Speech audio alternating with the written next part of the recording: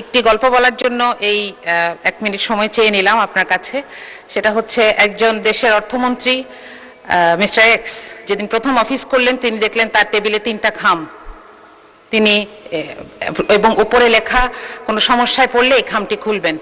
তো খাম নাম্বার 1 খুললেন তিনি। একটা সময় দেখলেন যে খুবই অবস্থা খারাপ, দেশের মানুষের চাহিদা পূরণ করা যাচ্ছে না, অর্থনীতির অবস্থা খারাপ। তিনি খাম খুলে দেখলেন লেখা আগের সরকারকে দায় দিয়ে দিন, এবং তিনি সেটা করলেন। দেখলেন যে সব সমস্যা মোটামুটি একটু মানুষ একটু বুঝেছে। আরো কিছুদিন পরে যখন আবার সমস্যা এরকম বেড়েছে তিনি দ্বিতীয় খামটা খুললেন, সেখানে লেখা বিরোধী দলকে দায় দিয়ে দিন। তো তিনি বিরোধী দলকে দায় দিলেন। আরো কিছুদিন পর যখন দেখলেন যে আর পারা যাচ্ছে না, চলবে না, তখন তিনি তৃতীয় খামটি খুললেন। এখানে লেখা যে আরো 3টি খাম বানান এবং আপনি পদত্যাগ করুন আপনার পরবর্তী অর্থমন্ত্রীর জন্য।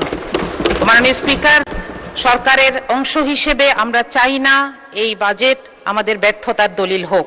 আমরা চাই এই বাজেট বাস্তবায়ন হোক। এজন্য এটার যতগুলো অ্যানোমালি আছে, যতগুলো জায়গায় সমস্যা আছে, এগুলোকে দূর করেই আমরা সামনে এগোতে চাই।